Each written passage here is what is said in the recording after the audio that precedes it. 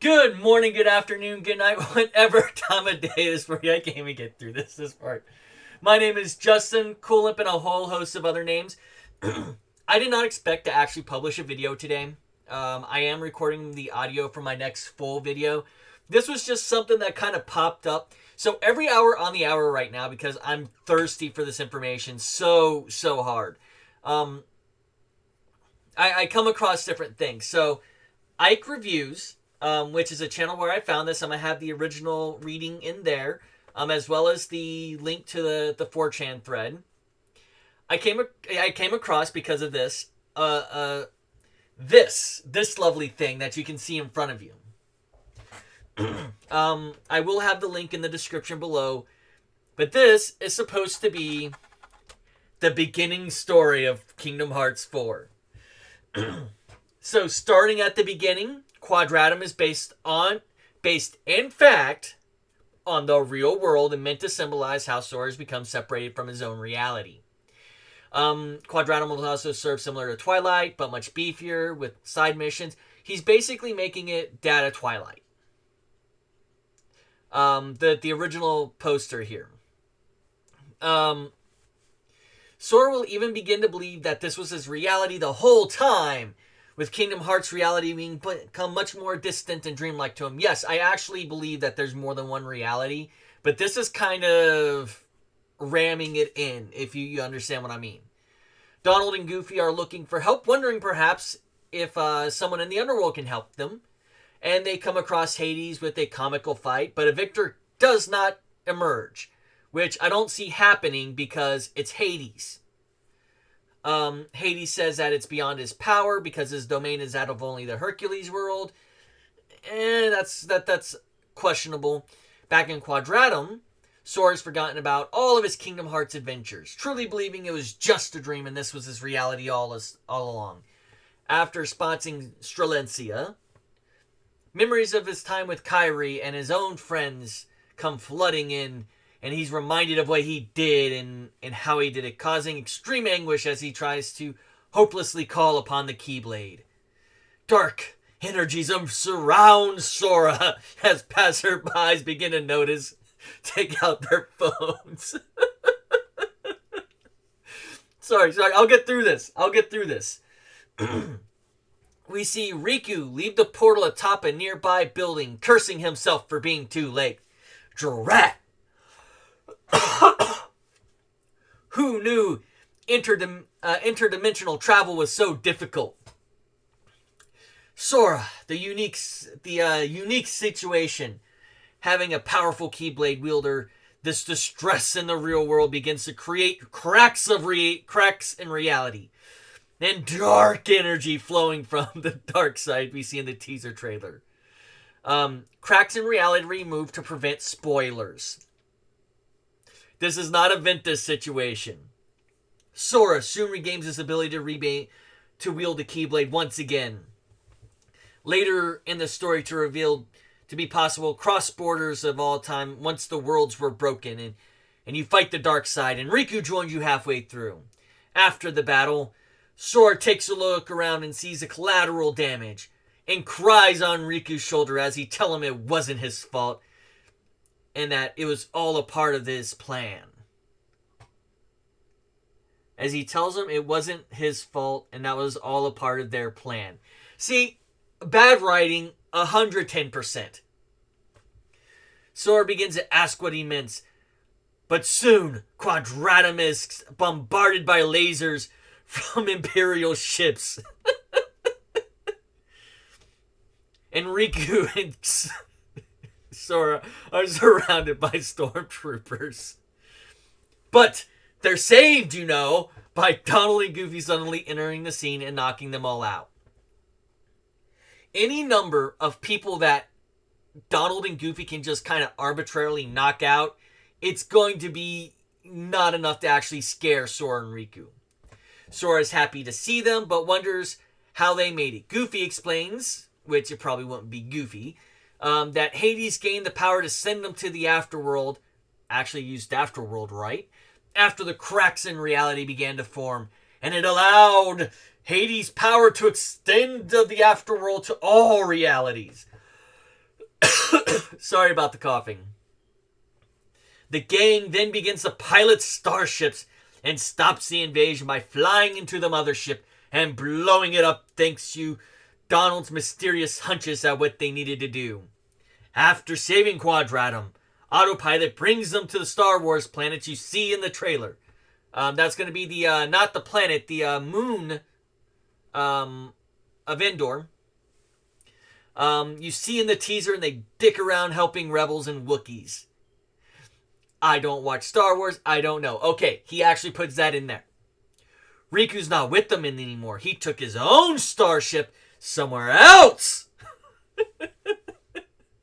I'm peeking the microphone so bad. So I apologize for the audio issues, and let me see if I can't pull this down just a little bit to keep from blowing out ears.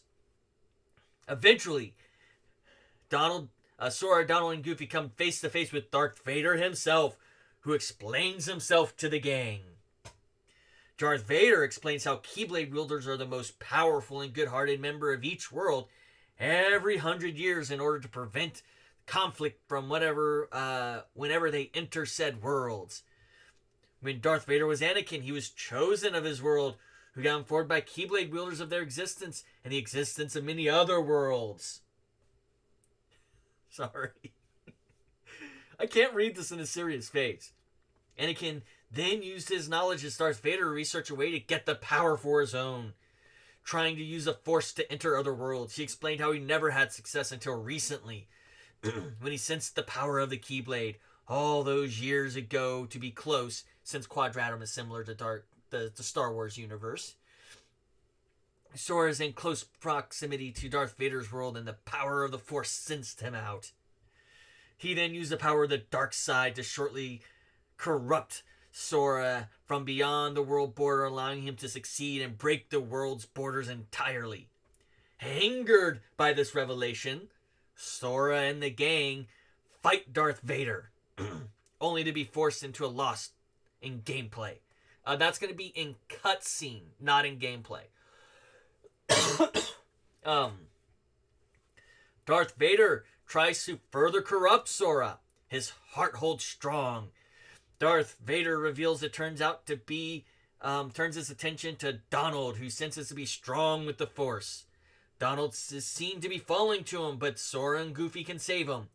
Then they are suddenly pulled into a portal by Mickey Mouse. LucasArts, and this I think is supposed to be a postscript. LucasArts apparently wanted Darth Vader to be a big part of the story, inspiring them more to finally give Disney content a much more prevalent role in the plot. Marvel's contribution will be canon to the MCU. Donald Duck will appear in a few worlds, later corrupted by the dark side, and will return as a party after being brought to his senses by Sora and Goofy. Darth Vader will be one of the final bosses. You heard me. I could not make my way through this without laughing. I don't know if Ike Reviews is the person who posted, because you know how 4chan is, it's supposed to all be anonymous. So, this is actually one of the funniest things I've ever read in a long time. This isn't even wish fulfillment. It's bad fan fiction. It really is. Like, for how short it is, I'm surprised it barely gets outside of Quadratum. The fact that we go from dark side to instant Darth Vader, basically, is horrendous. Now, for a few positives here. Even with as short as it is, the start is actually pretty strong. Questioning one's origins is a good place for a game based on perceptions to begin. Is it real? Was it fake? Was it all just a dream? Oh, I've been knocked out for 7 days. Mom is still making dinner. That type of thing. There's a lot that could be said for that. Now, one thing that they don't do is explain how he had all of these perfectly and vivid things. Since we see the apartment that he's staying in, it's sparsely decorated. If this was going to be the overall theme, they would have done something with it, such as having posters or video games or board games sitting around. I don't. Nomura is not that bad about stuff like that. Now, I do want to say this: Sora is treated as a child here. Seeing the collateral damage, and let's be honest, there is no way Sora hasn't caused collateral damage, or collateral damage has not occurred from the events of what they've done. Take San Fran, Tokyo. You have a monster spewing out lava everywhere. And Quadratum is just suddenly invaded by Star Wars characters. Just out of the blue, Star Wars. With that said, I think this is kind of funny. It didn't take long before we got our first leak in quotations there. I'm pretty sure you could hear the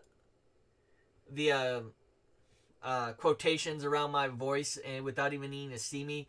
This is one of the funniest things. I am gonna have it in the links below, just so we have a clear. Anyone who wants to pull this up and read it, it's already in archive mode, so you will be able to see it. Yeah. I think I might take a look at some of these as they come out, just for the shits and giggles. This was hilarious. With that said, on Thursday or Friday, I still haven't determined which one. I do have my next video, my next scheduled video, which is Fantasy Worlds versus I want to say the word factional, but it's basically Fantasy Worlds versus Reality Worlds. The differences that it could be and the differences that it absolutely probably will have. With that said, I want to say good morning, good afternoon, good night, whatever time of day it is for you. Don't forget to check out that other channel. I found it through him. At least click through his videos so he gets a couple views on it. Check me out on Twitter, which will be in the links below. And if you really like laughing with me at something like this, don't forget, you can like, subscribe, comment, all that lovely YouTube stuff. Good morning, good afternoon, good night, and may joy be to every last one of you.